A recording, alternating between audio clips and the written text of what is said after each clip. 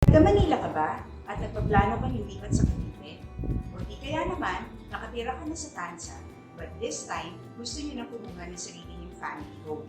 If you've answered yes to any of our questions, then samahan niyo kami today as we visit Cavite. First time mo sa channel namin, my name is Christine. And I'm Robel! And we are from Ciudades Development Corporation. Ciudades Development Corporation is the developer of Metroville Tanza. And isa sa mga na-develop din ng Ciudades Development Corporation is the growing community of United Estates Binyan. In this video, if you are an OFW at gusto mong makita kung ano ang mga latest developments sa Metroville Tanza, then please subscribe to our channel. Dahil dito, maa-update ka. By the end of this video, makikita ninyo ang isang turned over unit sa Metroville Tanza. This will give you an idea of what to expect upon turnover. So, huwag na natin patagalin ito. Sama na!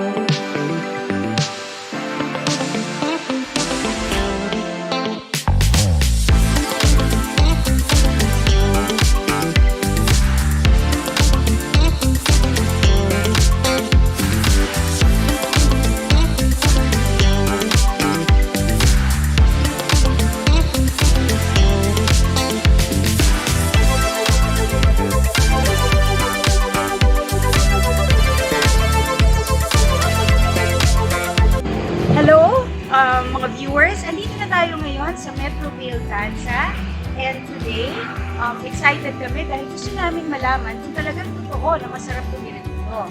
We have with us ang sales coordinator of Metroville Tanza na si Benjie Quimora. Hi sir! Hello, good morning po sa lahat at welcome po dito sa Metroville Townhomes Tanza. Napansin ko, Sir Benjie, na paglabas ng subdivision ay kalye na. Yes. Out of curiosity, lalo na nakatulad ko na hindi taga dito, ano po bang kalye ito? Anong highway? Ito po ay Trece Road going to SM Tanza. Uh-huh. At itong kabila naman ay papuntang General Greenhills. Wow! So maganda, no? Paglabas mo ng subdivision, sa kaya na. Yes, yun po ang kinagandahan dito sa Metroville Tanza. Kaya very yung accessible sa lahat, lalong-lalo na sa mga nagtatrabaho sa Manila. Yes. And one more question, Sir Benjie, bago tayo mag-proceed. Isa sa mga concerns, lalo na pagtag-ulan, ay kung bumabaha ang isang area. Bumabaha po ba dito? Oo, yan po ang pinagmamalaki namin. Kasi po dito sa Metroville Tanza ay never pa po bumaha. Wow! That's very nice to hear. How about fault lines, sir? Line, yun din po ang kinagandahan dito sa Tanza Cavite kasi po itong Metroville Tanza ay hindi kasama sa may Punta. Okay, so super excited na ako. Mapasok ang loob. Paano sir? Simulan na ba natin? Tara! Let's go!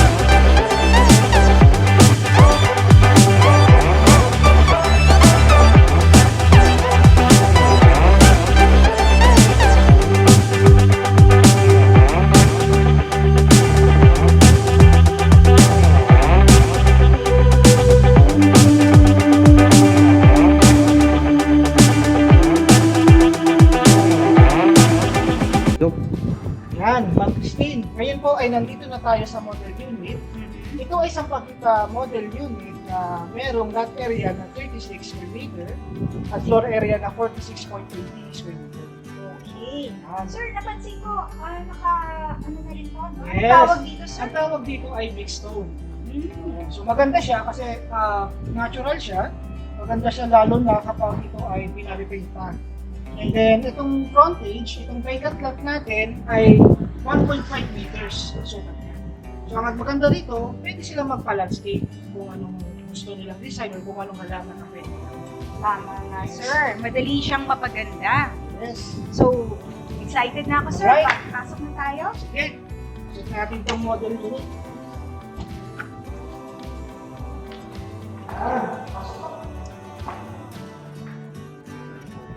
Wow!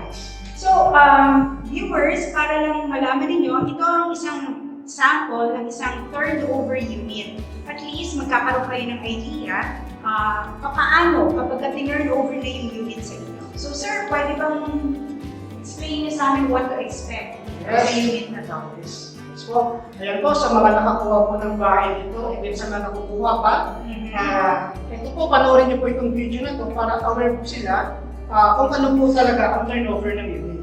So, ito po, mga Christine, kung nakikita ninyo, naka-first coating po siya. Okay. So, ang advantage kapag naka-first coating, pwedeng mag-decide yung buyer, yung client, ng ibang kulay. For example, blue, yellow, or pink. Yes! Kakaiba na ba yung loob ng So, pwedeng i-personalize Yes. ng ating mga homeowners. Napansin ko, sir, naka-tiles na rin siya, no? Yes! Yung po kinaganda ko dito. Meron yung po ito 60 by 60 na ceramic tiles kapag na-turnover. And then, mapapansin niyo, sliding window na rin po ito. Wow! So, Yan. natural light, ano? At Yes. ventilation. In fairness, viewers, mapresko siya pag binuksan Alright. ang bintana. Yes, kaya kahit hindi ka na mag-record dito sa baba. Buksan mo lang yung bintana and then yung hangin. Kasi ang mahangin naman po ito sa Metroville Tanza. Okay. And then, ano naman po ito, sir? Ayan, ito naman po yung sink o yung lavabo. Mhm. So, yung kaya natin, pwede silang magpagawa ng cabinet dito sa ilalim. So, malawak po siya o malapad. Tama. Ako bilang isang babae, nai-imagine ko na kung paano ko siya aayusin. Pwede dyan yung mga pots and pans. Pwedeng lagyan ng cabinet. Yes, and then dito naman sa taas, pwede sila mag-install din ng cabinet. Yes. One thing na nagustuhan ko, Sir Benjie, is yung ating ceramic tiles, no? Maganda yung napili kasi neutral color. Madali Yes. siyang termuhan ng furnitures and rugs. Yes, tama kayo dyan, Ma'am Christine. Yes. Ngayon, mami, papakita ko sa inyo itong service area.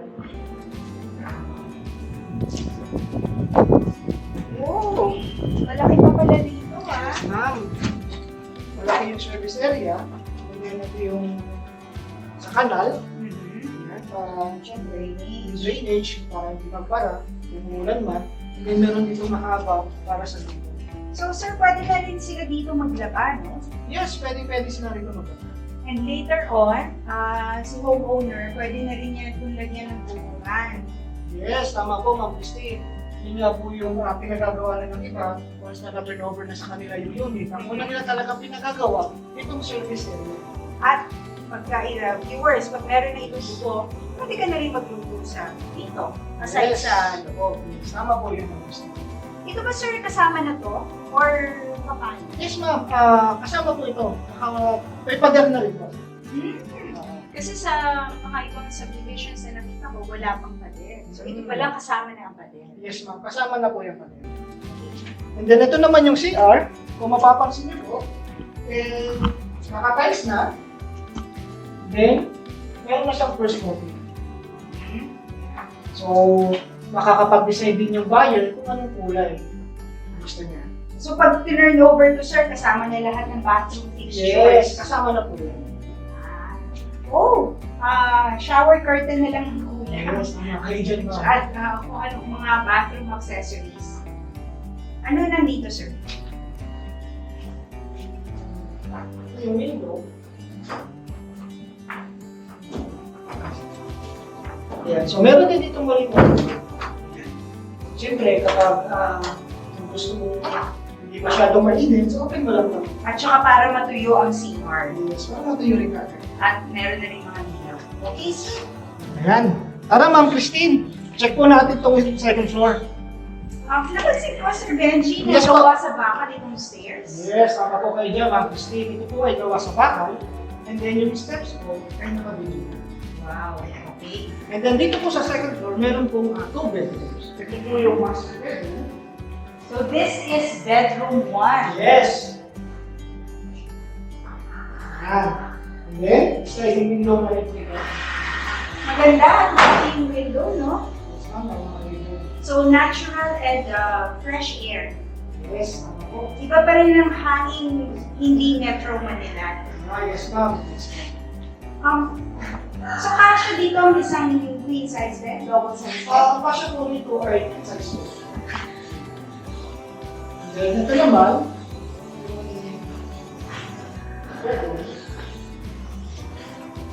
so kung mapapansin niyo po, sliding window na rin. Lahat ng units, ganito sir, maraming windows. Yes, tama po kayo ma'am. Lahat ng unit po dito ay kabulad po. So perfect ito for a starting family kasi pwede dito yung mga kids. Yes, tama po kayo yan. Kasya ba dito sir ang isang double deck? Yes ma'am, actually, yun po ang provide ng mga nakatira dito na nakadouble po.